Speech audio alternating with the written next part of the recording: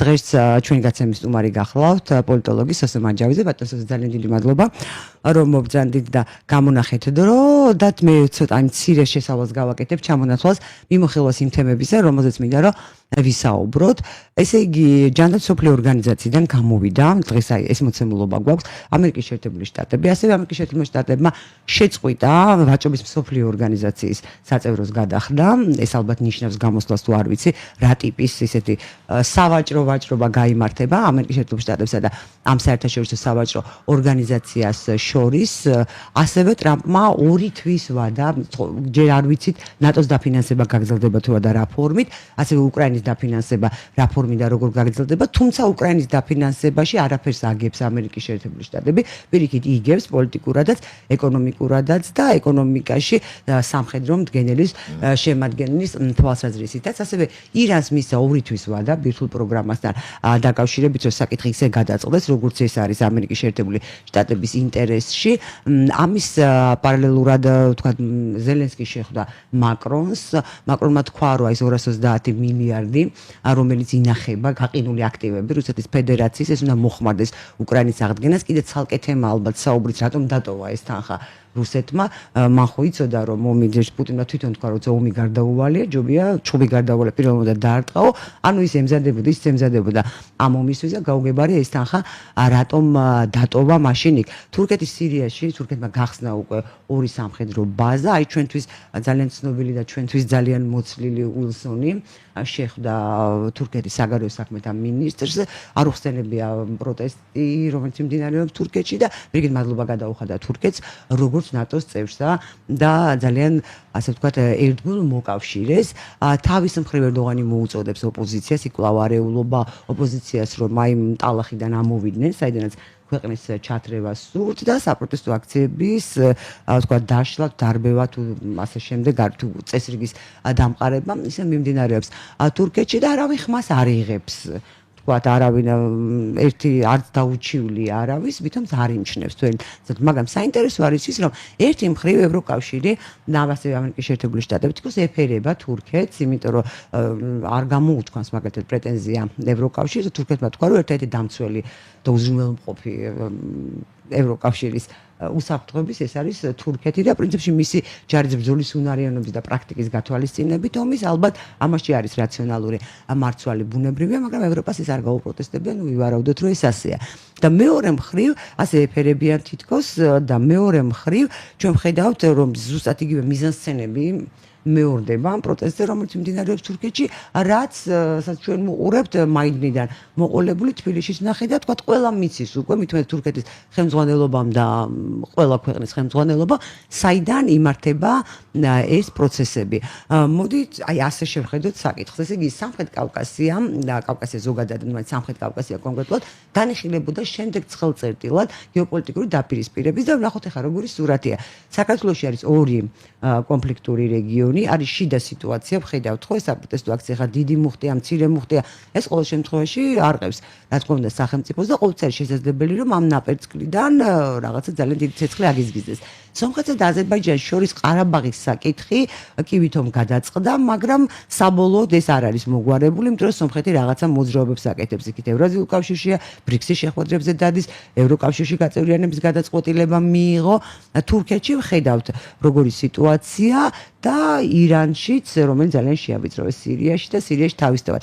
ანუ ეს ჩვენი ძალიან ბევრი წერტილია სამხრეთ კავკასიაში, სადაც ჩვენ ბუნებრივი საარსებო გარემოა და სადაც ჩვენ ვცხოვრობთ, საიდან შეიძლება დიდი ცეცხლი აგიზგიზდეს. ანუ დღის წესრიგში დგას ამ სიტუაციის ვთქვათ დაძაბვის და რაში იქნება გამოყენებული, რაში გამოიყენებენ მხარეები შემდეგ ამ დაძაბულობას და აფეთქებას სამხრეთ კავკასიაში. მოგესალმებით პირველ რიგში, მივესალმები ჩვენს დამაყურებელს. საერთოდ ეგრეა მოწყობილი ეს სივრცე და განსაკუთრებით ჩვენი სივრცე, რომ უამრავი ძალიან ბევრი უпроსწორად ცხელი წერტილია, რომელთა ესე ვთქვათ აფეთქების, რომელი აფეთქდება როდის, ეს ძალიან სრული საპროგნოზოა. და მოდი ასე ვთქვათ, ეს მუდმივი დაძაბულობის კერებია, რომელიც გარკვეული გეოპოლიტიკური ბალანსის რღვევის შედეგად ალდება ხოლმე. ახლა რო ეს ძალიან ესეთი არ გამოგვივიდეს აბსტრაქტული მსჯელობა, ხო? გადავიდეთ კონკრეტიკაზე. დღეს ახლა დავიწყოთ ახლო აღმოსავლეთიდან, ხო? ესე იგი იემენელი ხუსიტები ზეიმობენ იმას, რომ დააზიანეს ამერიკული ავიამზიდი. კითხვას ჩავძირეთო, მაგრამ არ ჩაძირულა ცხადია, მაგრამ რემონტზე დასჭირდა. ახლა ამერიკული ავიამზიდის დაზიანება ჰიპერბგერითი რაკეტებით, რომელიც ესრულეს მას, ხო? არის ძალიან საინტერესო მოვლენა, ბუნებრივია, რომ ის ჰიპერბგერითი რაკეტები ხუსიტებს არ გაუგეთებიათ. ეს შეუძლებელია. და აქ საკითხი დგას, როგორ მოხდა ის ჰიპერბგერითი რაკეტები ირანიდან, იმიტომ რომ სხვა ვერ მიაწვდი და იქ ხო? აქ სხვადასხვა მინდა რომ სვენად და მაყურებელს ავუხსნათ, თქვენ ავუხსნათ, ირანი რატომ არის მნიშვნელოვანი, რომ აქაც კომუნიკაციის გზის პრობლემა არის. არა მარტო გზის. რა თქმა უნდა, არა მარტო, მაგრამ გზისაც.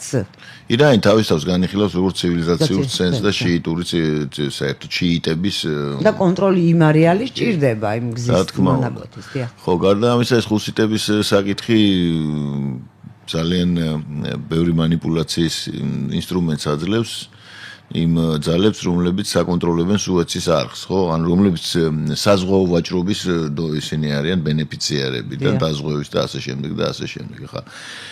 ხუსიტების საკითხი რო გავიგოთ, ახლა მაგალითად აი შტატები რატომ აქტიურობს და რატომ ებრძვის დაუშვათ ამ ხუსიტებს, ხომ ეს ხომ ნახეთ ჩვენ, ვისაც არ უნახავს, არის იძებნება Google-ში, შეუძლიათ სკრინშოტები გამოქვეყნდა დახურული ჩატი სიგნალში, ხომ, სადაც ამერიკული ტრამპის გუნდი ერთმანეთს ელაპარაკება იმის შესახებ თუ რა უნდა გააკეთონ მაგალითად იგივე იემენში და იქ ვენსი საუბრობს იმაზე, ვენსი წერს, რომ ის არ ეთანხმება იმას, რომ უნდა დაარტყან იმას ხუსიტებს, ვინაიდან ამან შეიძლება გამოიწვიოს ესეთი შედეგები, როგორც არის ნავთობის ფასის გაზრდა და ეს კიდე ჩვენ არ გვაწყობსო და გარდა ამისა გაუგებარია, როდემდე უნდა გადავარჩინოთ ევროპელებიო 40% ვაჭრობისო მოდის ევროკავშირზეო და ჩვენი 3%-ო და ჩვენ რატომ უნდა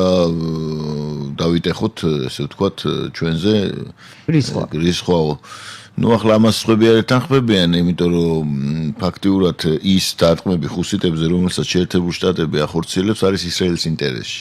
შეგახსენებთ, რომ ისრაელს პერიოდულად ყოველ 2 დღეში ერთხელ ესე იგი ესვრიან რაკეტებს და ეს ახლა ისეთ ზიანს ვერ აყენებს, ხადია ისრაელს კრიტიკულს, მაგრამ უნდა გვესმოდეს, რომ როდესაც მოდის რაკეტა, ცხადდება საჰაერო განგაში.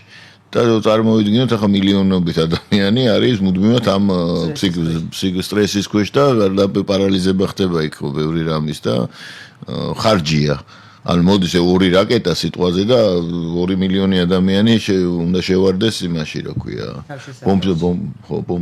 საფარებში, ხა თუ წარმოვით თავშესაფარებში, ხო? ეს და ამით ეს ხუსიტები ძალიან ამაყობენ. რომ აი ხო ხედავთ, ჩვენ ყველაზე უფრო ბრძოლის უნარიანები ვართ და ასე შემდეგ და ვერაფერი ვერ გვიქნეს შტატებმა 16 კაცი იქ დაღუპული სულ ხუსიტი მებრძოლები. კი გამოაცხადეს დაუშვათ შტატებმა, რომ იქ მოკლეს დაიღუპა დაბომბვის დროს ხუსიტების ბელადი ერთ-ერთი, მაგრამ არ დასტურდება და ეს ხუსიტები არიან ძალიან ამაყნი ამით. და ამბობენ, რომ უარეს გააკეთებენ. ხო, აი ამ დილემის წინაშე დგას ახლა ბუნებრივია შეერთებული შტატები და ყველას ესმის ამავე დროს, რომ ხუსიტები რეალური ძალა არიან, იქიდან გამომდინარე ირანი ამარაგებთ მათ.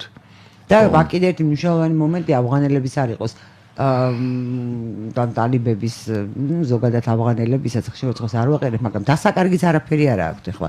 ხუსიტებს კაცმოდოს გარდა ამისა იამაყო რომ იმეს ააფეთქებენ, ან კულტურა გაუნადგურდებათ, ცივილიზაცია თუ ხო, ესა ძალიან ღატაკი ქვეყანა, იქ აჯანყება არის, იქ ესე კი არა რომ ერთი ქვეყანა, იქ აჯანყება არის იემენი ორ ნაწილად არის გაყოფილი, ეგ კიდე ისტორია, მე მგონი ამაზე აღარ გავაღვიძე. არა, უბრალოდ ეს აქცენტი გავაკეთე, რომ გასაგები იყოს. ხო. ადვილი არ არის მათი გაჩუმება ამას. ხო, გაჩუმი ხო ახლა წარმოვიდგინოთ ქვეყანა, სადაც თანაც ბომბავენ პლუს. ფაქტიურად ისინი არიან ყველაფერი განლაგებული აქვს მიწის ქვეშ. და სახმელეთო ოპერაციის გარეშე ამას ვერაფერს ვერ უზნო, სახმელეთო ოპერაცია იქ ახლა მოდი ასე ვთქვათ დაკავშირებულია ბევრ პრობლემასთან. ხო, და დიდ საფრთხეებთან. ეს რაც შეეხება ხუსიტებს, ახლა გადავიდეთ იმაზე, სირია. ანუ ირანთან ამას უკავშირებთ თქვენი რა თქმა უნდა, ირანთან. რომ ხუსიტები იყო გამაღიზიანებელი. ხუსიტები იყო გამაღიზიანებელი. ზოგადად ისრაელის ახლა მე აქ საუბრობდი თუ არ ვცდები რომ ნეთანიაჰუსაა გამოცემული წიგნი 1998 წელს, სადაც ის განიხილავს 16 წელს უკაცრავად, სადაც განიხილავს რა ისრაელის უსაფრთხოების საკითხებს და ის ამბობს რომ ისრაელი და შეეცადოს გაანადგუროს ებრძოლოს არა ტერორისტებს, იმიტომ რომ მათთან ცალ-ცალკე ბრძოლა არ არის მიზანშეწონილი, არამედ ამ ტერორიზმის მხარდამჭერ სახელმწიფოებს. რა თქმა უნდა, და ახლა ჩვენ ნახეთ სირია განიხილება და სირია ნახეთ რაც მოხდა, უნდა ლიბანი, ხომ ხედავთ რა სიტუაციაც არის. ერაყი ვნახეთ რაც მოხდა, ხომ? ლიბია რაც მოხდა და სუდანი და სომალი და ასე შემდეგ იქ ქაოსია, ხომ? სრული. არ რჩება ირანი და იემენი. ხო. ირანი არის თავარი საკითხი, ეგზისტენციალური საკითხი ახლა. ირანი ამჯერად იმყოფება უმძიმეს მდგომარეობაში, როგორც ეკონომიკურად, ისე პოლიტიკურად, ვინაიდან ეს ეგრეთ წოდებული წინააღმდეგობის ღერძი, რომელსაც ის დიდი ხარჯების საფასურად აშენებდა და დაინგრა სირიის მოვლენების შედეგად, იგივე ისრაელის არმიის ეფექტური მოქმედებების შედეგად. ლიბანის სამხრეთ ნაწილში იგივე დაუშვათ ჩვენ ხედავთ რაც ხდება ახლა პალესტინელებთან მიმართებაში განიხილება რამდენიმე ვარიანტი პალესტინელების გადასახლების ერთ-ერთი პროექტი წარმოადგინა გაერთიანებული არაბთა ემირატებმა და ეს პროექტი შესაძლებელია განხორციელდეს უფრო რეალისტურია. რასთან არის ეს დაკავშირებული? ძირითადი აქცენტი კეთდება ეგვიპტეზე, რომელსაც პირდებიან დახმარებას და ალ-სისის ხელისუფლებას ახლა კრიტიკულად ჭირდება ფული, ვინაიდან იქ არის ძალიან მძიმე ეკონომიკური სიტუაცია და ეს არაბული მონარქიები, რომლებსაც აქვთ ეს ინტერესი, ანუ ამერიკელების, ანუ ამ შემთხვევაში ტრამპის ადმინისტრაციის პროექტს ხარს უჭერენ, იქაც ვაჭრობა მიმდინარეობს ხადია. ამ პროექტისკენ იხრებიან, ანუ ეს არის ნაწილობრივი, ესე იგი, გადასახლება. ამ ჰამასისთვის თავისუფალი იმის მიცემა, ანუ სიცოცხლის ფაქტურად გარანტიების მიცემა და იმ რივიერას იდეის განხორციელება ღაზას სექტორში. ხო, ეს წარმოვიდგინოთ, აი ეს ამაზე მიდის ლაპარაკი და ეს ხადია ჯდება ისრაელის ხანგრძლივ სტრატეგიაში და ისრაელის როგორც რელიგიური სახელმწიფოს ასე ვთქვათ, გაცხადებელ და გაუცხადებელ მიზნებთან. მოდის ჰარმონიაში, მოდი ასე ვთქვათ. ხო, და ძალიან საინტერესო საკითხია და თუმცა თუ ახლა ჩაურმავდებით ჩვენ თორას არსობრივად, ჰარმონია სხვა რამეს გულისხმობს და არა. ახლა მაგარი ეს უკვე ჩვენ გადის ფორმატიდან და კი ბატონო. ხო. თუმცა ესეც საინტერესო საკითხია, ცალკე განსახილველი თუ რა როლს ასრულებს აი ეს სტრატეგია მისი რას ეყრდნობა, რომელ საფუძვლებზეა და როგორ ზეგავლენას ახდენს რეალურ პოლიტიკაზე. რეალურ პოლიტიკაზე, მათ შორის სამხედრო და სადაზვერვო ოპერაციების განხორციელების ვექტორებზე, ესე ვთქვათ. ახლა რაც შეეხება სირიას, თურქეთს, რა ხდება ეს ავსახოთ ეს წინააღმდეგობის კვანძი. თურქეთი აშენებს ბაზებს სირიის ტერიტორიაზე. ისრაელი ასევე მოგეხსენებათ დაიკავა გოლანის სიმაღლეები და იქ დრუზების დასახლებებია სამხრეთ სირიაში. რომლებმაც არ შეუშვეს ეს ისინი სუნიტები, ეს ისინი ალ-ჯოლანის ხელისუფლების ძალოვნები თავისთან დრუზებმა და ისინი ფაქტურად ითხოვენ მფარველობას ისრაელისგან.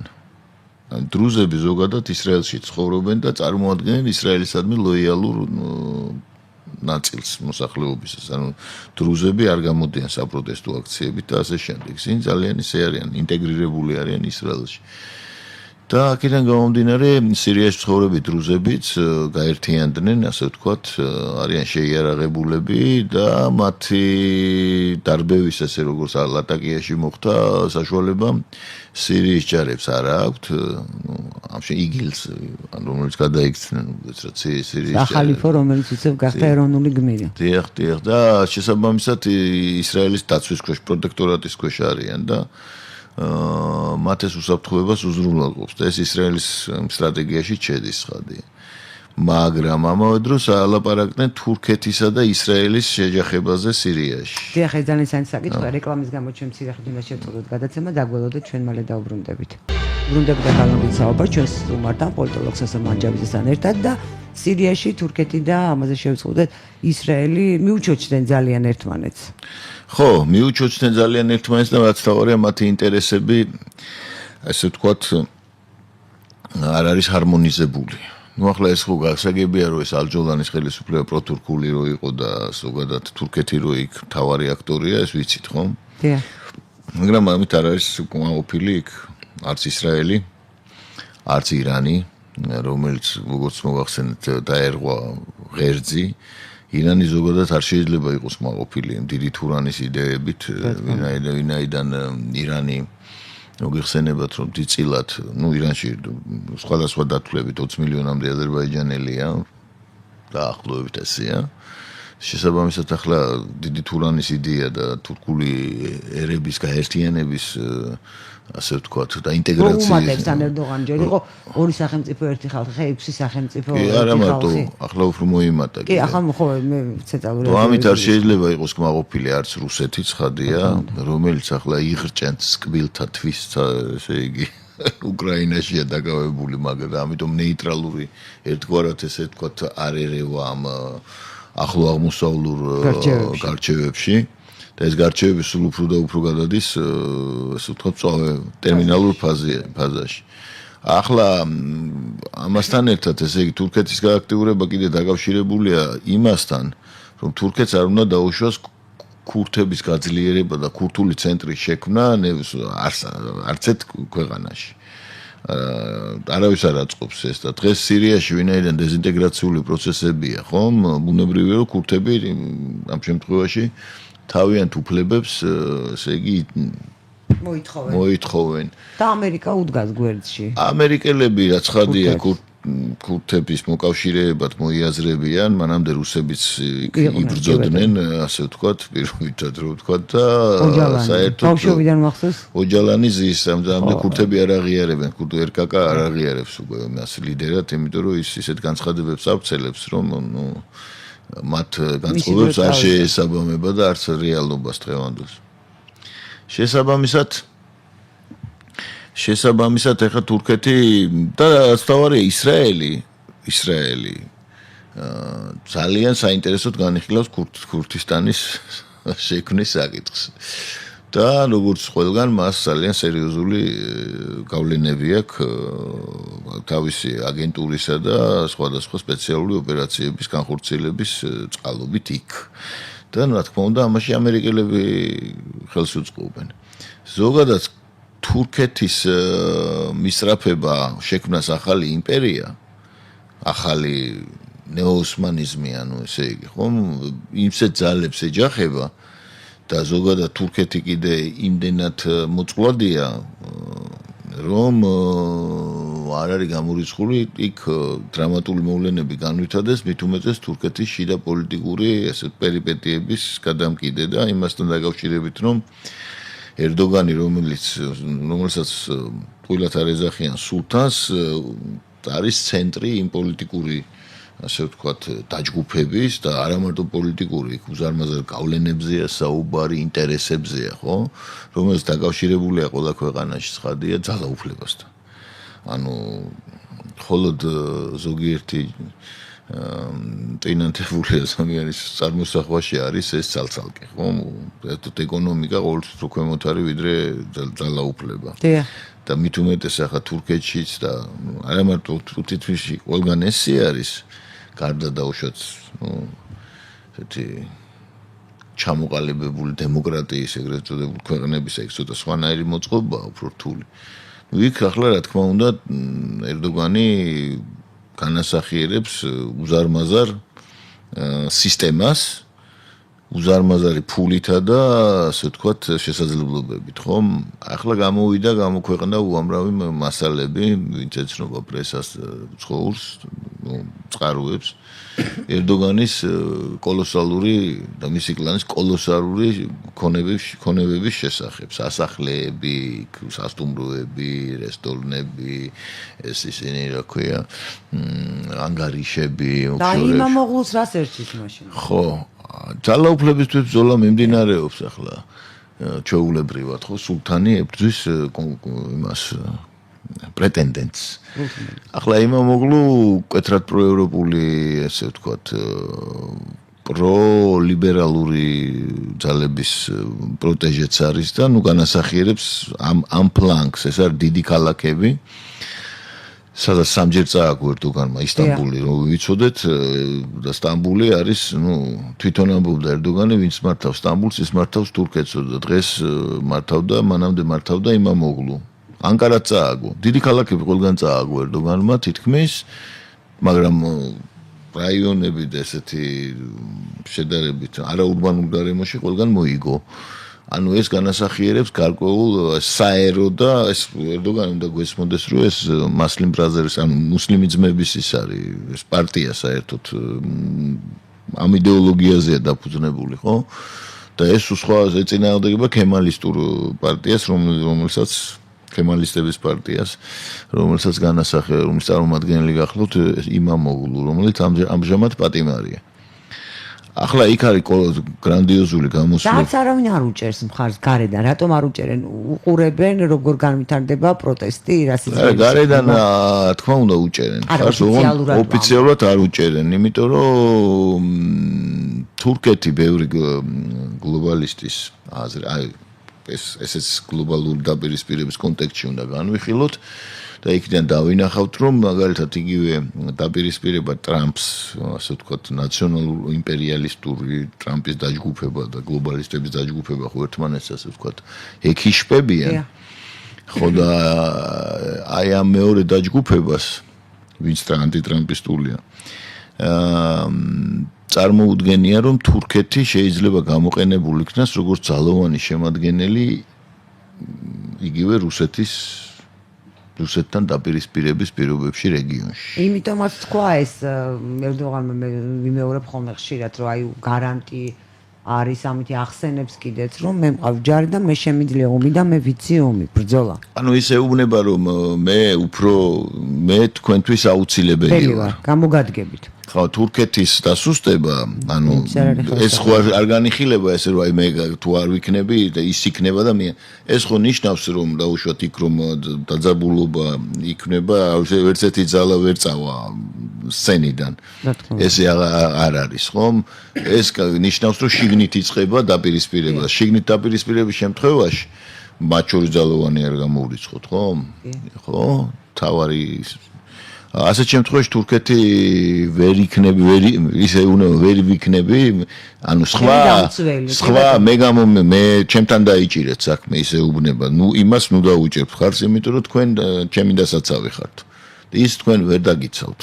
იმიტომ რომ ჩემ ხარეს არის ძალოვნები, ჩემ ხარეს არის ჯარი და მე გავაკეთე ეს ყველაფერი. აი ეს არის ერდოგანის ლოგიკა. ანუ მე ვარ ერთადერთი ძალა, რომელთანაც შეიძლება ლაპარაკი. და მან აჩვენა კიდეც როგორ ალაგმა ვთქვათ, აი ეს ამბოხი სამხედროებს შორის, მივხვდეთ იმისა, რომ მთელი აიქე ათათურქის შემდეგ სამხედროები მართავდნენ ფაქტობრივად. ხო, ლაიცისტური სახელმწიფო იყო, კი ბატონო. აი ეს არის ახლა, ეს რამდენად ჯერათ და რამდენად ზის ეს ერდოგანის ეს პოზიციონირება ინტერესებში ეს ცალკე საკითხია, რამდენად ჯდება და ვის ინტერესებში და როგორ, ხო, მისიც ვიზიტიც არ არის შემთხვევითი. დაუშვათ იგივე ვილსონის, რომელიც ჩვენ დაგვასოკბილი და ოღონ ვერ ხედავს, ესე იგი, მისი, ესე იგი, ხედვის აბერაციები, დემოკრატიული აბერაციები, ხომ, რაღაც გასაოცარია, ის ვერ ხედავს მაგალითად რა ხდება თურქეთში, დემონსტრანტებთან მიმართებაში. და რომ ესე იგი პოლიტიკური დაპატიმრებები მიდის. ეს ამას ის ვერ ხედავს, მაგრამ აი ჩვენთან ხედავს. ჩვენთან ტირანია. როგორც ზურაბიშვილმა თქვა, რომ ტირანია ყოფილა, ჩვენთან ყოფილა ტირანია. სირიაშიც ვერ ხედავენ. არა, სირიაში საერთოდ ეგ დემოკრატიული აბერაციები ხედვის ეს საერთოდ ფენომენალურია, მე ვიტყოდი, მართლაც. ერთდროულად იმ რა თქმა უნდა კომიკურობაზე ჟანრზე ცოტა რთული სალაპარაკოა იმ ტრაგედიასთან დაკავშირებით რაც ხდება დაუშვათ იქ გენოციდალური მოქმედებები ან ტერორისტები მოვიდნენ ხელისუფლებაში და თავის რელიგიურ მოწინეებისთვისაც მოვიდნენ ყავთ იქ უმწეო მდგომარეობაში და ხა რას იზამენ ხო ისე როგორც ჩვენ არ ვიცი აი ტალიბების შემდეგ რა ხდებოდა როგორ არ ვიცით არა მე გულსოფ ოფიციალურად და მედიას არ გაუშუქებია დიახ ამას გულს მედიას არ გაუშუქებია იქ და იქ თეთრი ჩაჩქნები თუ თეთრი ისინი არ ჩასულან დაუშვათ ხო ბრიტანული ფალსიფიკაციის სკოლა რო აქვთ იქ რომ სირიაში რომ ქიმიურ იმას ინსცენირებას აკეთებდნენ ქიმიური შეტევების ხო ვიცით ხო და მე ერთი და იგივე მსახიობი რომ რამდენჯერმე იქნა გადაღებული სხვადასხვა ადგილას ხო ეს აღქმების შესაქმნელად აღქმებს ქმნიან და მე იმ აღქმებს რო შექმნი მე უკვე ფაქტებს მნიშვნელობა აღარ აქვს ხო შეიძლება ის ფაქტი დაინახოს იმ აღქმა შექმნილებიდან დაუშვათ 100-დან 5-მა და ეს 95 იმეორებს ერთსა და იმავეს ხო რომ აი ქიმიური იარაღი გამოიყენეს და აი ბავშვები დახოცეს და ასე შემდეგ და ისე ვამბობთ ახლა ჩვენ ახლა ვამბობთ სირიაზე რაც ხდებოდა ხო ანუ ქიმიური იარაღი ხო სადამ ჰუსეინის წინააღმდეგაც იყო ეს კი არა ის მეს კი არ გამორიცხო შეიძლება მართლა იყოდეს მე მაგრამ როცა იყენებ ამას როგორც ინსტრუმენტს ხო ან აი ეს არის ხა ერდოგანზე და იმაზე რაც ვისაუბრეთ ანუ თურქეთის შიდა პოლიტიკური გართულებები ძალიან მკვეთრ გავლენას იქონიებს თურქეთის საგარეო პოლიტიკაზე ეს უნდა გვესმოდეს ახლა ეს რესპონსია თან ტრამპმა დაუყენა ულტიმატუმი ირანს დაუყენა ორთვიანი ულტიმატუმი და ეს არ არის ტრამპისთვის დამახასიათებელი ჩემი აზრით მხოლოდ ასე ვთქვათ ესეთი სტილი პოლიტიკის წარმოების რომ ჯერ წევს თამასას მუქარით და შემდეგ უფრო რბილი რო გახადოს ასე ვთქვათ მეორე ოპონენტი ხო ის ვინც ანუ მას ეშინია და ახლა მოდი და ნუ შეეშინდება იმიტომ რომ ახლა ირანისთვის რა თქმა უნდა ძიმე გამოწვევა არის შეერთებული შტატების და ისრაელის ერთობლივი დარტყმები მასზე ხო მით უმეტეს მას არა მარტო ესენი ყავს მტრები კიდე მტრები ბევრი ყავს და შიგნით განსაკუთრებით ვინ არიან ახლა ირანი არის ძალიან რთულად შედგენილი ქვეყანა სადაც თავისუფლად შეიძლება წარმოვიდგინოთ მისი 6 ნაწილად მაგალითად დაყოფა თურქეთისაც ხომ თქვით რომ თურქეთი მაგალითად იგივე რალფ პეტერსის რუკაზე უკეთესი ახლო აღმოსავლეთისათვის ასე ქვია და ამან გამოიწვია სხვათა შორის ჭუბი ამერიკელ და თურქ სამხედროებს შორის რომში ერთ-ერთ ნატოს ერთ-ერთ შეკრებაზე გამოაკრეს ესენი ხო ძალიან ისეთი ხალხია გულღია და გამოუკრეს უკეთ ესე იგი ეს რალფ პეტერსის რუკა თურქებმა შეხედეს და დასხედავენ ესე იგი თურქეთია და დაშლილი ქურთისტანი ამოდის იქამდე ბათუმამდე ნუ აჭარამდე და ასე შემდეგ იქ სხვადასხვა ეს ყველაფერი დაყოფილი აბსოლუტურად გადახაზულია ეს ისინი ქვია, ვისაც აინტერესებს, შეუძლიათ დაგუგლოს რალფ პეტერსის რუკა. ახალი იქ სემინარებს წერენ, იქ როგორი უნდა იყოს და ნიშნები და ასე შემდეგ. ხო, აქედან გამომდინარე, ახლა ირანისთვის აყენებული ულტიმატუმი არ არის სარიელი სიტყვები. მით უმეტეს, რომ დაიბეჭდა რამდენიმე გაზეთში და საერთოდ ვრცელდება ინფორმაცია, რომ ატომური იარაღის შექმნამდე ირანს არა თვეები, არამედ დღეები აშორებს. სახელდება, კი ბატონო, სახელდება უკვე 10 დღე. იქ არ მოიწურა ეს დღეები. ხო, 10 დღე სახელდება. 10 დღე. ხო, ახლა 10 დღე რატო სახელდება ეს ცალკე საკითხია, რა ვიცი, რაიდან იციან ასე ზუსტად, მაგრამ ნუ არ არის გამორიცხული, რომ ახლა ირანმა ბოლოს და ბოლოს შექმნას ეს გამოაცხადოს, რომ აქვს ატომური იარაღი და მისი მიტანის საშუალებები ისედაც აქვს. მისი მიტანის საშუალებები აქვს და დააბნიოს ეს ატომური მუხტები, ასე რომ ვთქვათ. ამ იმაზე რა ქვია. მიმოაბნიოს. ხო. გაშებო, არა? და ძალიან საამური მომავალი გაუთენოს, ესე ვთქვათ, მთელ რეგიონს, ხო? იმ შემთხვევაში თუ მასზე დარტყმები განხორციელდება. ხო, აი ესეთი ვითარება არის, ამავე დროს ესე იგი ისიც უნდა ვთქვათ, რომ თურქეთში რატომღაც გაახსენდათ რამდენიმე გაზეთმა დაბეჭდა, ესე იგი ანტიებრაული, ანტისემიტური სტატიები. და გაახსენდათ, რომ ესე იგი, როდესაც ესპანელებმა გამოდევნეს ებრაელები, ანუ ეს იქიდან ესპანეთიდან დევნა რო დაიწყო, ხომ?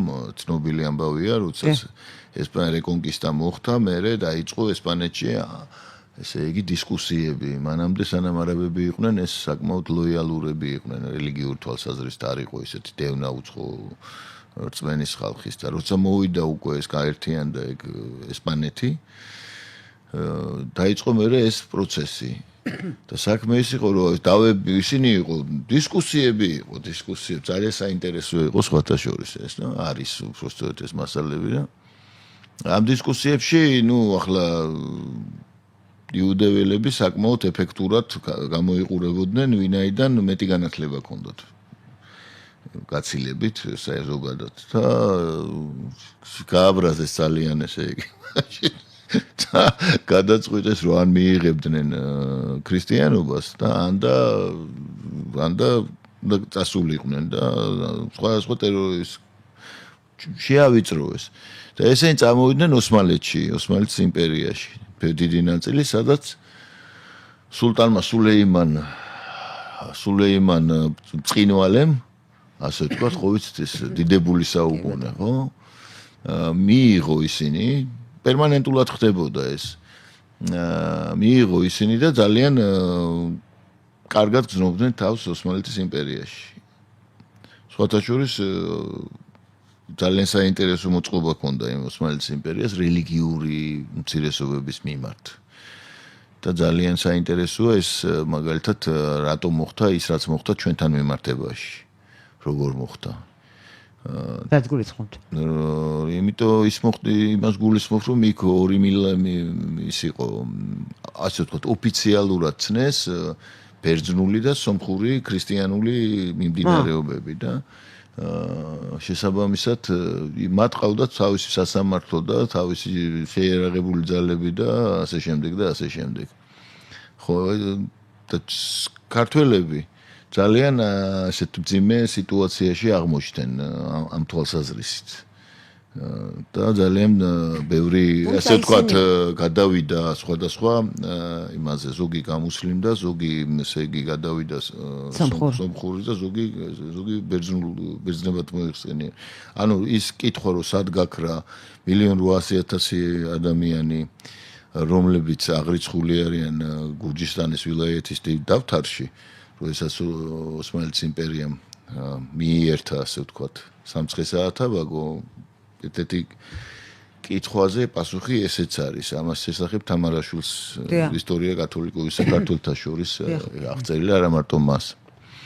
ხო, თუმცა ისინი არ მოითხოვდნენ, ხო, მას გამუსლიმანებას არ მოითხოვდნენ, მაგრამ საინტერესო მეთოდი ჰქონდა ოსმალეთის იმპერიას, რომ ვერ მიაღწევდი, იქ ხო არ იყო წარმომავლობაზე, იქ იყო შენს მიღწევებზე. არ მქონდა მნიშვნელობა შენ რა წარმომავლობის იყავი, წოდებრიობას არანაირი აბსოლუტურად და ვერ მიაღწევდი თუ არ იყავი მუსლიმანი და ეს იყო თქვათ აი გამუსლიმანების ბერკეტი და არა ის რომ მე აიძულებდა არა რა თქმა უნდა იქ იყო მის გადახდა მაგრამ ეს არ იყო პირდაპირი მოთხოვნა იყო ირიბი დათქმები იყო ანუ ასე ვთქვა და შენირჩევდი მე ან კარგად ცხოვრება გინდოდა და თუმცა იქ კიდევ ერთხელ ვამბობ საკმაოდ ესე იყო ამ პერიოდებში როცა ოსმალეთის იმპერია ყვაოდა ასე ვთქვათ საკმაოდ ტოლერანტული იყო ხო პასეთი ძალიან სასტიკი იყო ხაცილებით სასტიკი იყო ვიდრე ოსმალეთი. ხო, ნუ იქაც იყო ნიუანსები, ეგ საერთოდ ძალიან საინტერესო თემებია, იმიტომ რომ ჩვენთან ეს ნიველირებულია ეს რატომღაც და ეს ისტორია უნდა იწერებოდეს იმ რეალობების გათვალისწინებით, რომელიც მეზობლები იყვნენ და იქიდან გამომდინარე ბევრი ჩვენი მეფის იქნება თუ საზოგადო მოღვაწის мотиваცია უფრო ნათლად გამოჩნდება. ხო, და არა ისე რომ იდეოლოგიზირებულად მიუდგეთ ამას, ხო? ხო და ახლა რა სტატიებია რა გაახსენდათ ახლა ამათ რო გაახსენდათ რომ მაშინო ებრაელები რო ჩამოვიდნენ თურქეთშიო ჩვენო ესე კარგად მოვეკეცითო მოკლეთო და მოვეფერეთ დავაპურეთ დავასაქმეთ და საერთოდ ცივნიავს არ ვაკარებდითო ხო ნოტები ხო მოგესმათ ნოტები და ამათმაო დაიწყესო ფაქტიურად დივერსანტობაო რა და მუსლიმებს ავიწროებდნენო და ხოცავდნენო და ასე შემდეგ. ანუ დაახლოებით ისეთი ნოტები გაისმა იქ რომელიც ნუ ძალიან კარგად ძალიან ცუდად ხვდება ყურს ესე იგი ვინც იცის იმის საიდან როგორ იწყებოდა დაუშვათ ესეთი ტიპის ისტორიები, დარბევები და ასე შემდეგ. ავანებოთ თავი ამის იმას, мотиваციებს და мотивაციის საფუძვლიანობას. რაც მაშინვე გაიგონეს ისრაელში. და ეს გააკეთეს ამის, ასე ვთქვათ, იდენტიფიკაცია. და მათ ესმით ახლა რომ იქ თან ეს რომელ საინფორმაციო საშუალებებში გაჟღერდა. რომლებიც დაკავშირებულია პირდაპირ ერდოგანთან, ხო? აქედან გამომდინარე, ესეც განასახიერებს, ესე ვთქვათ, გარკვეულ განწყობას. და ეს განწყობა არ არის მხოლოდ იქიდან განპირობებული, რასაც ჩვენ ხედავთ საჯარო სივრცეში. ეს განპირობებულია იმ სადაზვერვო ინფორმაციის მიღებით, რომელიც დაუშვათ დაკავშირებულია იმასთან, რა პოზიციონირება აქვს დაუშვათ ისრაელის სამხედრო პოლიტიკურ და სადაზვერვო საზოგადოებას იგივე ქურთისტანის საკითხთან მიმართებაში, ხო? და საერთოდ ზოგადად თურქეთის სტრატეგიულ ინტერესებთან მიმართებაში. და აქედან გამომდინარე უნდა განვიხილოთ აი ეს საოცარი სტატიებიც.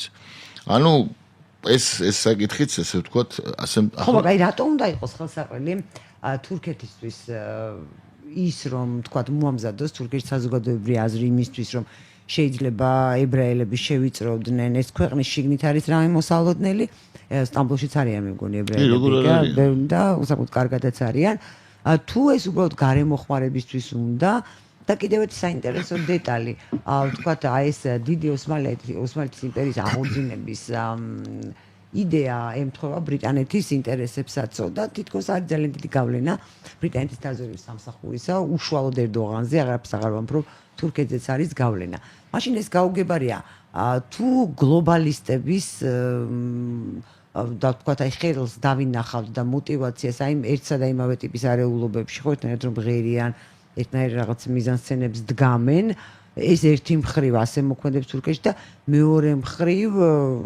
ოსმალეთის იმპერიის აღორძინების იმას უწყობს ხელს არ მოდის წინააღმდეგ არ მოდის არა სულადაც არ მოდის პირიქით ერდოგანი როგორც დიდი ხნის უკვე მართველი ავტომატურად ის თავის ინტერესებს განასახიერებს რომელიც ანუ ერდოღანი ამ შემთხვევაში აქვს უხერხულობა და არა რა თქმა უნდა ის უკვე დამოუკიდებელ ნებისმიერ მოდი ესე პრინციპი ესეთია რომ ნებისმიერი ხელისუფლება რომელიც დიდხანს არის და შედის კომპეტენციაში უკვე ჯერ ერთი ფესვებს იდგამს და ფესვებს იდგამს და ძლიერდება და მე ის სულ უფრო და უფრო განასახიერებს იმ ქვეყანას რომელშიც ის არის ასე ვთქვათ რა ანუ ის უკვე აღარ არის და ცდილობს არ დაექვემდებარა რომ სხვას ან და გაითვალისწინოს მისი ინტერესები ოღონდ თავისი ინტერესების გათვალისწინებით უკეთეს შემთხვევაში და არიან საერთოდ რომ იცი როგორია მაგალითად ხო იგივე რომ საერთოდ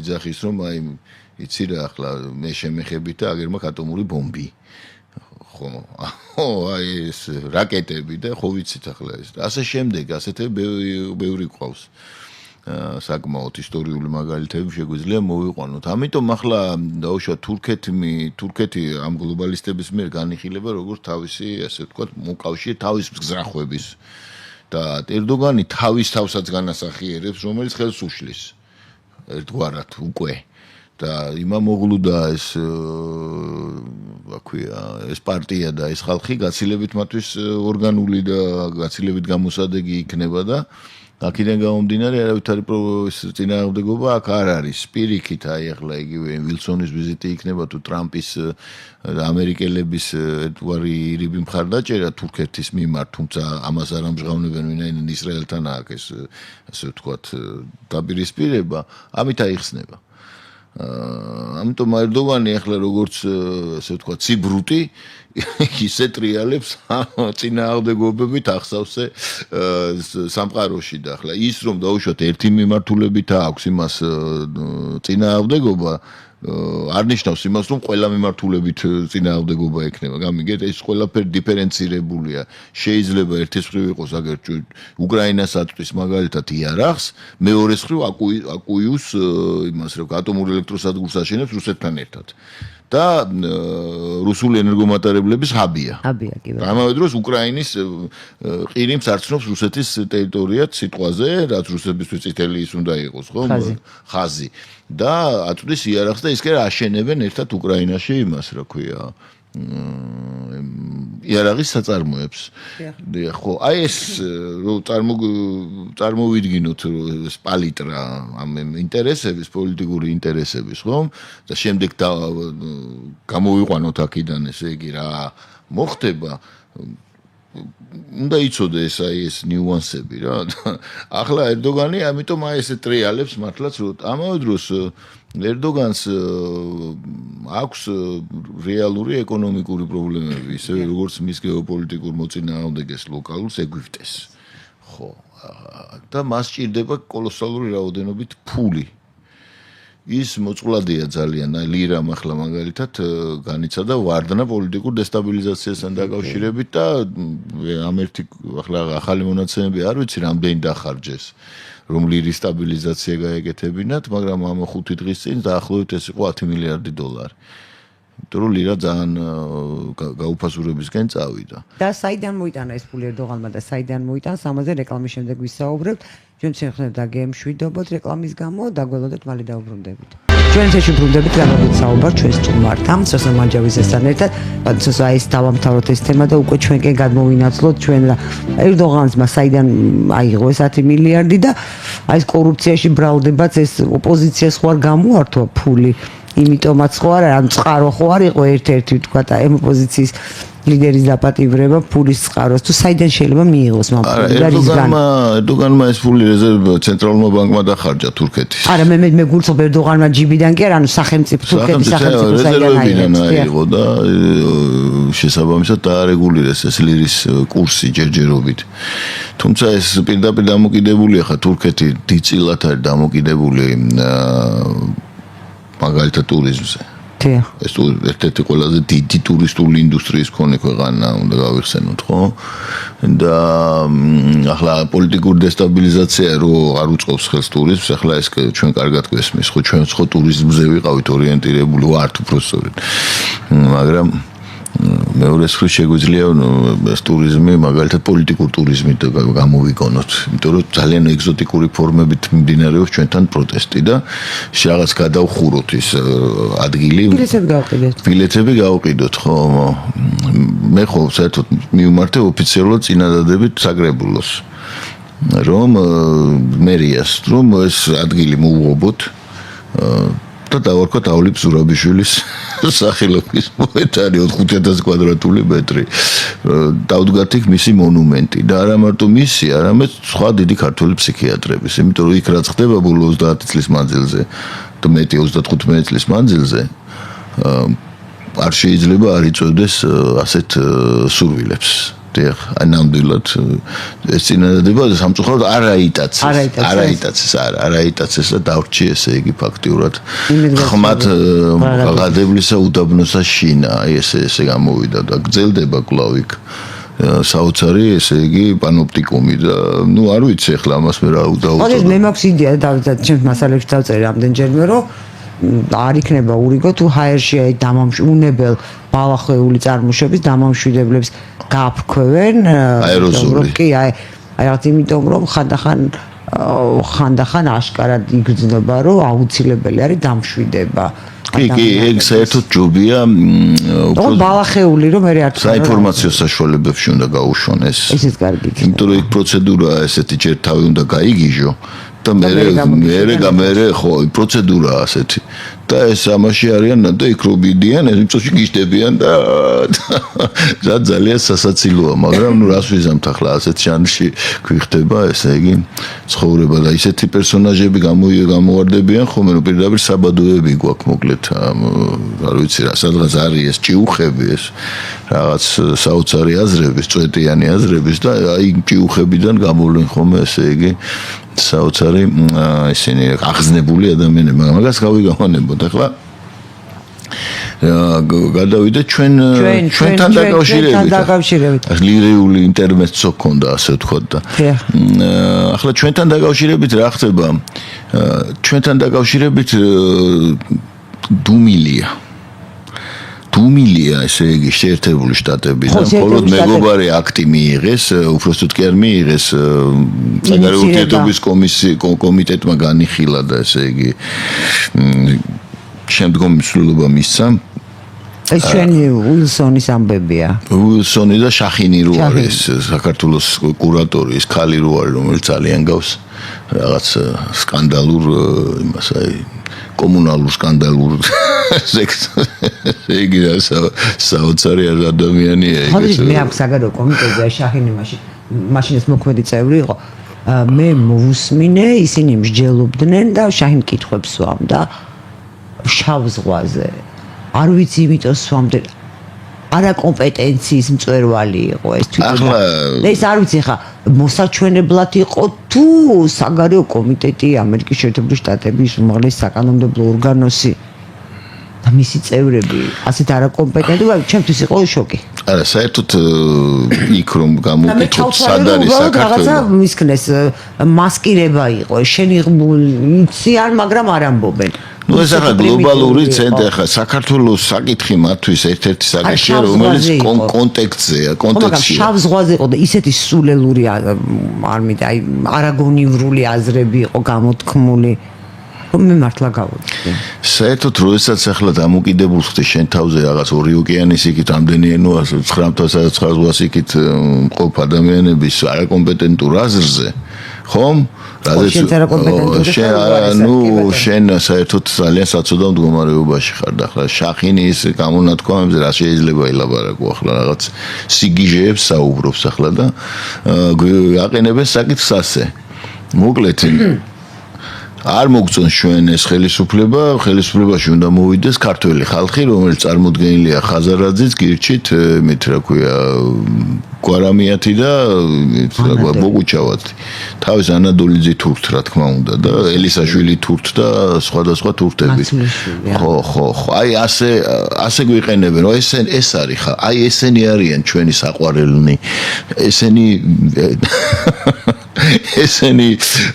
შეიყვარეთ თქვენც ამას გვეუბნებიან ხო და ახლა რა ვინაიდან ესე იგი ჩვენ ჯიუტად არ ყვარობთ მათ არ შევიყვარეთ ანუ შახინის და ესე კამარილის პოლიტიკური გემოვნება ჩვენ არ მოგწონს, ხო? შეიძლება დავისწავლოთ. ვერ ვიგუებთ. და ამავე დროს ახლა თან რაც გვეუბნებიან, რომ იცი რა, ესენი იმიტომ უნდა ყავდეს, რომ იმათმა ამათ ესენი გაგვიოჩნდნენ. როგორ ზელენსკი. არა, გაგვიოჩნდნენ, არ გვემორჩილებიან. ანუ თავის დროზე მე ის გაუჩნდაო ზელენსკი ბოთინი დავაკავშირე წინა გადაწყვეტილებას. არ გვემორჩილებიან, ესე იგი ვასალი გაგვიჯიუტდა. და ვასალი უნდა დაისაჯოს. ხო? აქედან გამომდინარე თუ მაშინ მიიღეთ სასჯელი. არ გინდათ ესენი? აი დაგჭით. სანქციები, ჯერ ესე იგი დაიწყეს სანქციები. მე ესე იგი 1000 კიდე უბედურებით იმუქრებიან. ნუ ერთადერთი რაც არ გვემუქრებიან ხა ხუსიტებივით შავ ზღვაში ვერ შემოიყვანა ყავიან. მე არ ყავს, ვერ ჩაგვიძირავენ. აი რა კარგია. არც გემი არ ყავს ესე იგი და არც არაფერი. ხო და ესე იგი არც სამხედრო თვითმფრინავები დიდად. სამხედრო თვითმფრინავები ანუ ჩვენ მოუწყვლადები ვართ. ახლა სამოქალაქო იმას ხوار დაბომბავენ და თანაც საიდან უნდა დაბომბონ ახლა ადგილიც არ არის. ადგილიც არ არის და ესეთ სიტუაცია. ირლიკის ბაზა? არა, თურქეთი არ მიცემს მაგის უფლებას და თანაც ახლა ეს რუსებიც აქ არიან განლაგებული და ისინიც ვერ გაუგებენ ახლა რაშია საქმე. ანუ დიდი ქართველი მოაზროვნის და პროგნოზების მეფის ბატონი გიორგი ხუხაშვილის გამონათქვამი იმის შესახებ, რომ ჯიდაში, ანუ რიადში უბრალოდ იქ ამერიკელებმა უთხრეს, რომ სომხებთან ჩვენ დავალაგებთო. ეს მისი სიტყვებია. გამოქვეყნდა. აზერბაიჯანელებთანაც ჩვენ დავალაგებთ, მაგრამ რუსებმა უთხრეს, რომ ქართველები ჩვენ ჯიბეში გვიზისო. ნუ ახლა ეს რა თქმა უნდა ერიაჩი საიდუმლო არ გამომჟღავნებულა იქ არავის არ უთქვამს რეალურად რაზე მოილაპარაკეს და რა თემებზე ხო საერთოდ არ გეტყვით. არ გეტყვითო, ხო, ჩვენ ვილაპარაკეთ, მაგრამ თქვენ არ გეტყვითო, მაგრამ ნუ ახლა როგორც გაიყვა, იქ იყვნენ ერთის მხრივ რუსეთის დელეგაცია, მეორეს მხრივ იყვნენ ესე იგი ამერიკელები, მაგრამ კიდევ ერთი კაცი იყო იქ, რომელზეც კითხეს ეთყობა ამერიკელებს ვინ არისო და ამათმა უთხრეს, ნუ თქვენთვის გვინდოდაო გეკითხაო, მაგრამ ნუ საბოლოოდ ვერ გაუბედეს რომ გასვლა ეთხოვათ და იცის ყველაფერი. ისევე როგორც სხვებმა ხო იციან ახლა ყველაფერი, რომ თურმე ტრამპი ყოფილა რუსეთის აგენტი თან მისი ზედმეტსახელით იცი კრასნოვი. აბა ასეთი და ამერიკის 16-მა სადაზვერვო სამსახურმა ორჯერ პრეზიდენტად ტრამპი ეს ვერ გაიგო, მაგრამ აქ ჩვენმა ექსპერტებმა ეს იციან. გასაოცარია. მე იმდენი აგინეს ამ ტრამპს, რომ ეთყობა იქიდან ამერიკის საელჩოდან მოუვიდათ გზავნილი, რომ თქვენ გიჟები ხო არა ხართო და მომენტალურად რომ დროშებით გამოვარდნენ ამერიკის დროშები, ეს იყო კომედია. ახლა რაც შეეხება სერიოზულად. სირცხვილი კი არა. ვისი სირცხვილი? არა ნუ არის ესპანური სირცხვილი, ახლა მე მაგალითად რაც ქვია, რომ სხვისის ქცევის გამო რომ შენ გცხვენია. არა, სირცხვილი, მათთვის სირცხვილი, ხა ჩემი სირცხვილი რატო არის ახლა? არა, მე ჩემს სირცხვილი. მე მაგალითად უხერხულობას განვისდი ამათ რომ. უხერხულობას იმიტომ რომ საერთო ის არის არ არის ეს კარგი შესახედი, მაგრამ აი თვითონ მათ ტვინში რა ხდება და ფსიქიკაში კი მაინტერესებს, ძალიან მძიმე მდგომარეობა ეხა. ეს დემონოლოგიის შესწავლის გარეშე შეუძლებელია ამის გაგება და ამიტომ ჩვენ დემონოლოგიაზე შემიძლია მე ვისაუბრო. დაუბრუნდეთ ისე ჩვენ როგორ შეიძლება დაგვსაჯონ?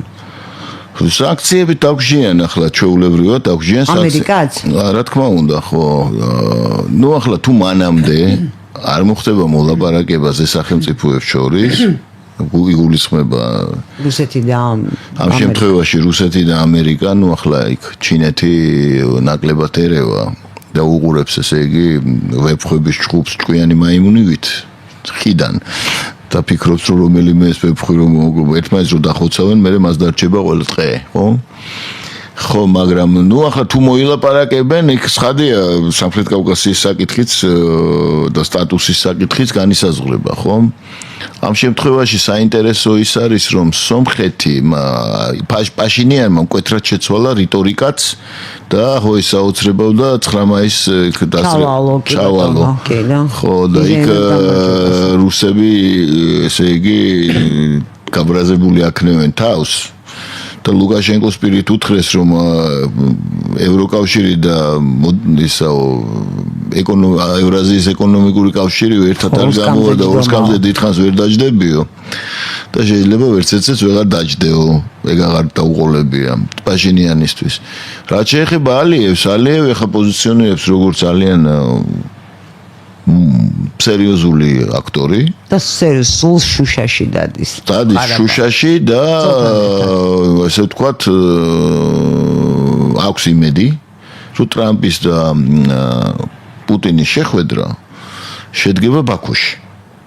საინტერესო ამბიცია ეს არ ვიცი. დიახ, აი პირველად შეერდება. ექსკლუზივი. ექსკლუზივი.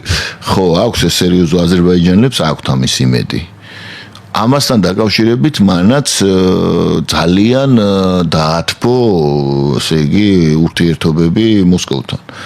და ისე რატო გაუჯიქდა მაშინ? ახლა მესმის რომ თვითფრინაირ ძალიან გაუჯიქდა და მოსკოვის ხოდაშორის ძალიან აი ჰეიდარ ალიევის ძეგლის დადგმის ძალიან დაუხარა თავი.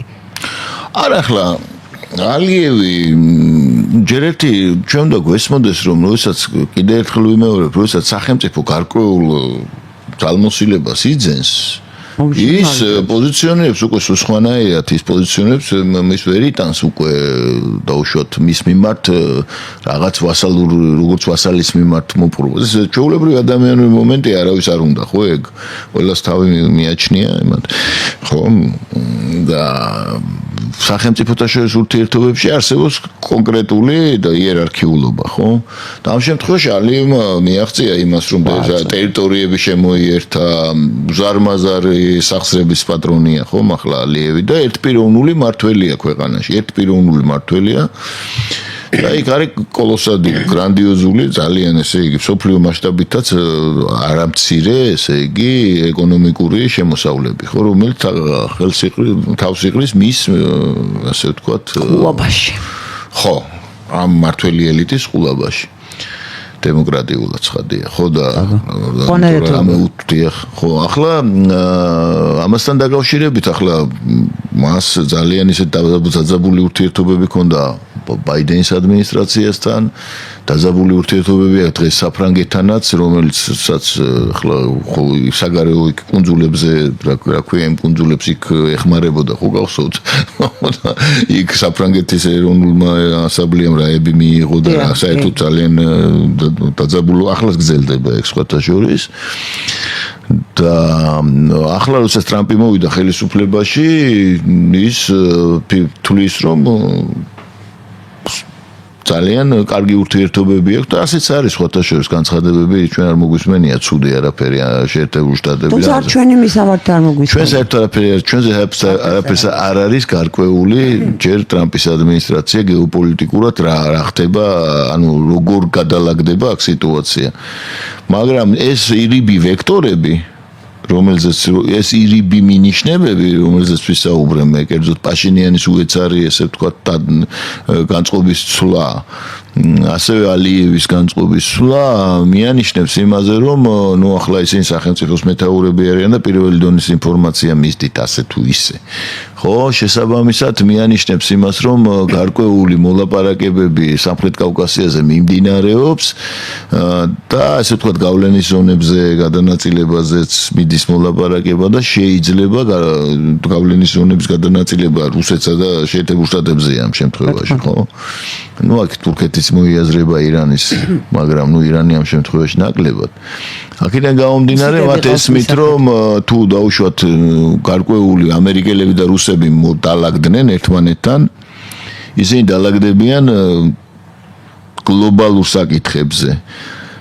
და ეს დალაგება იგულისხმებს, ხადია, რუსეთის შეერთებული შტატების მიერ გარკვეულ ცნობას, გარკვეული ინტერესების რუსეთის.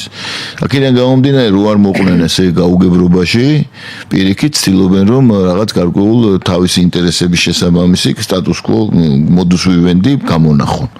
ამას ნიშნავს ეს ყველაფერი და ანუ მოდუს ვივენდი, ანუ დალაგება, ხო.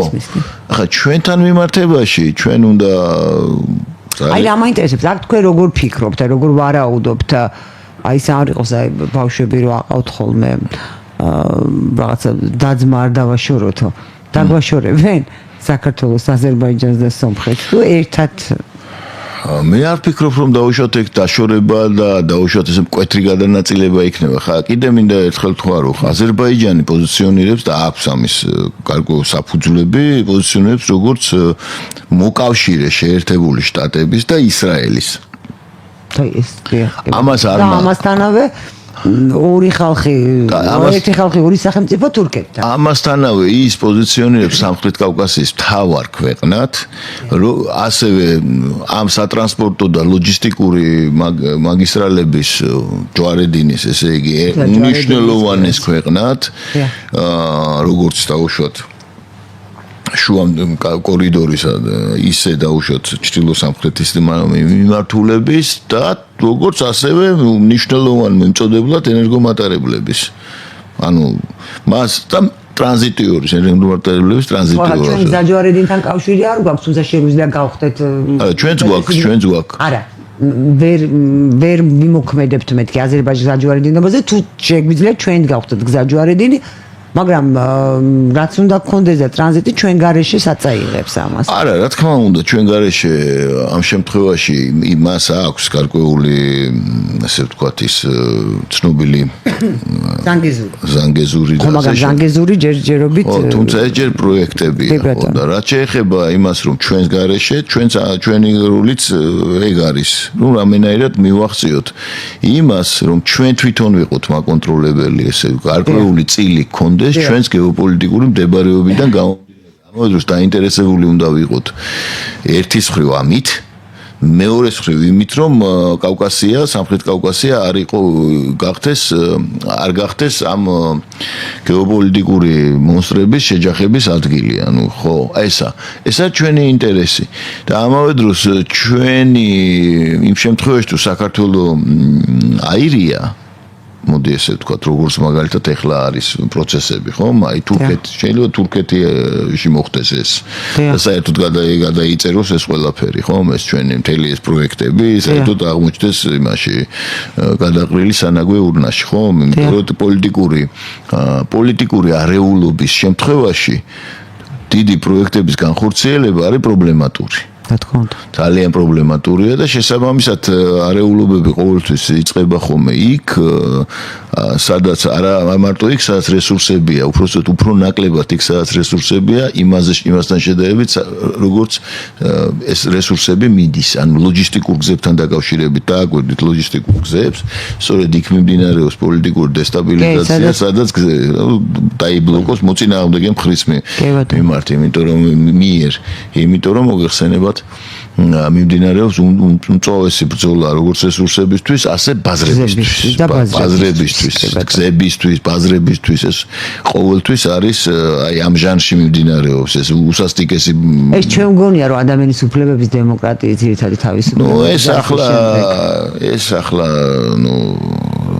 არასერიოზულია ამ ეტაპზე, ეს იდეოლოგიური ის იყო გარკვეული, რომლებიც ახლა მოდი ვთქვათ, ახდენდა გავლენას უფრო რბილს ხდიდა დაუშვათ დეკლარირებული მიზნები და იდეოლოგია გარკვეულ ძალას თავის თავში ატარებს. ისევე როგორც ნებისმიერ ადამიანს რაღაცა რო გააკეთოს მაგალითად, ხომ? ნებისმიერ დამნაშავე რო აიყვანოთ, ჩიკატილოც კი თავის სანამ რამეს ჩაიდენ და ჯერ ამართლებდა თავის თავს აი. ადამიანს აქვს ხოდაშორის ეს თვისება, მას ნებისმიერ სიტუაციაში აქვს მიდრეკილება რო გაამართლოს თავისი კმაყოფილება. ისე ვერ მოქმედებს. რაც არ უნდა საშინელებას ჩადიოდეს, ამიტომ. აუცილებლად ის ამართლებს ამას და ეს არის ჩვენი, ესე ვთქვათ, ადამიანი ტვინის სცენია, კი ბატონო. სცენი არ არის, ჩვენ ამაში ვცხოვრობთ. მაგრამ სცენია ეს, ამაში რა ვცხოვრობთ. არა, როგორ ახლა დაუშვათ ნებისმიერ რამეს აი რა ადამიანი რო აკეთებს, ხო? ისტორია ადამიანს უკითხოთ, აი რა შვებოდი, აი დღეს რასაც უყურებთ ჩვენ იმაში კომისიის ხდომებზე. ხო? აი რა ვერსიებს თავაზობენ, ხო რომელსაც რა თქმა უნდა ფაქტებთან ძალიან ესეთი მხები აქვს, ასე ვთქვათ, მცირე, მაგრამ იმისთვის რომ გაიმართლოს ადამიანმა თავის წინაშე ხოთა შორის და კანონის წინაშე აუცილებლად არა აქვს მიდრეკილება რომ მოინანიოს. არა აქვს, ხო, იმенно რთული განღმრთობა. აბა ასე ადვილი რო იყოს, ვიქნებოდით 60 დღეში. ხო, განსაკუთრებით პოლიტიკაში ახლა თქვენ გინახავთ, მაგალითად მონანიე დავით აღმაშენებელი მინახავს. არა, კი, მე გულისხმობ დღევანდელ პოლიტიკაში სამწუხაროდ არა. აი, მაგალითად კუბაზე მაგალითად რომ ინანიებდეს გინახავთ.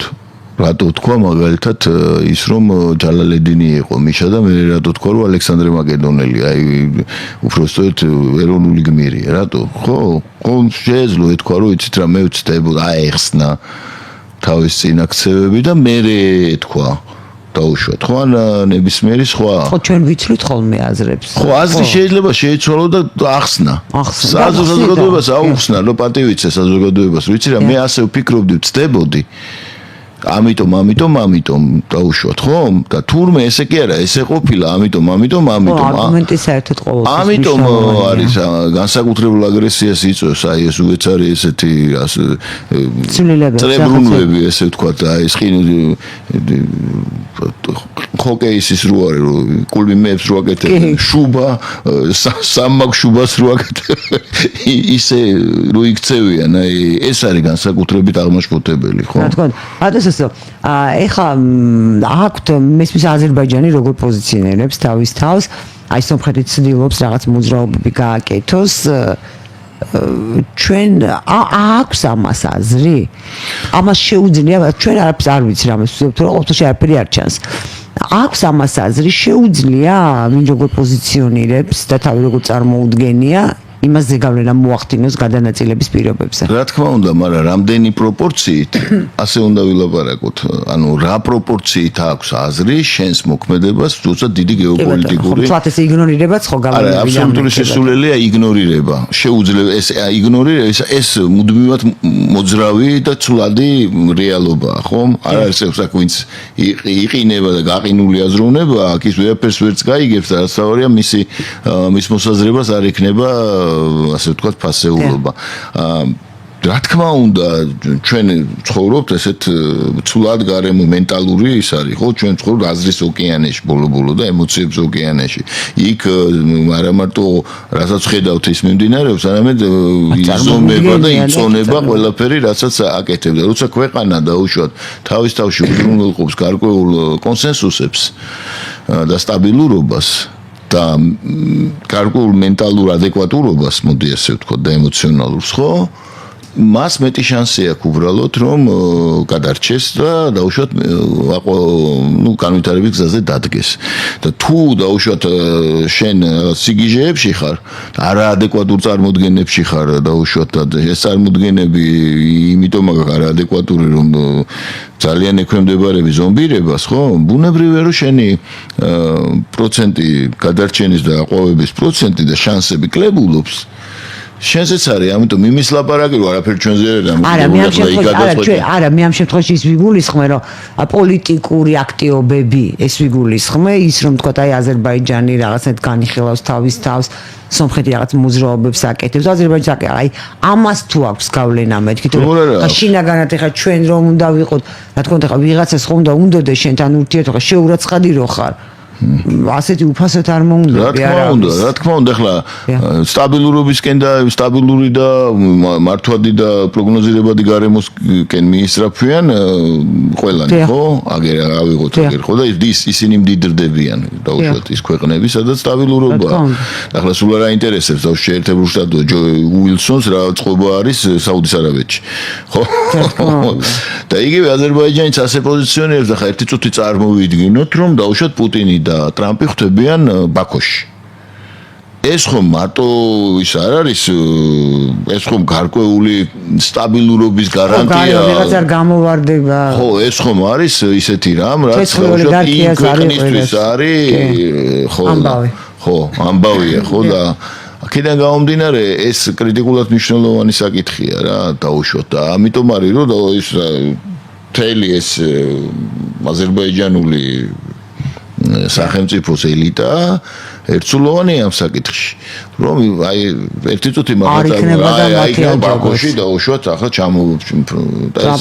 ეს გარკვეულ იმას აღზრავს ხო მათში კონსოლიდაცია რომ სიამაყის და ასე შემდეგ განცდებს რომ სოფლიო პოლიტიკის ბედი წყდება საათ ბაქოში და ბაქო კიდე არის მართლა და ხა წარმოვიდგინოთ მოდელირებით თბილისში რა მოხდება ნაწილი დაწყევლის პუტინს ნაწილი დაწყევლის ტრამპს ნაწილი დაწყევლის ორივეს დარჩენილი ნაწილი დაწყევლის შეიძლება კრასნოვის სახელით მეუვარდნენ ესეც შეიძლება კი რა უცბად მეუვარდებიან იმიტომ რომ იქიდან გაუშვათ დემოკრატები დააფინანსებენ ქალბატონი ლეგიტიმაცია მოსიარულე კიდე იქ გააკეთებს მობილიზაციას სადღაც ნუ რაღაც აქ ჩვეულებრივი დახვდება საგიჟეთი და ხა საგიჟეთში ვის რა რატომ ჩამოვიდეს ხო იმას ულა რა ინტერესებს ახლა იქ რეალ პოლიტიკაზე საუბარი ხო და ნუ ახლა არ ვიცი ბაქოში მართლა მოხდება თუ ეს მაგრამ მე ვაჟღერებ რასაც აზერბაიჯანელი სხვათა შორის სახელმწიფო წრეებთან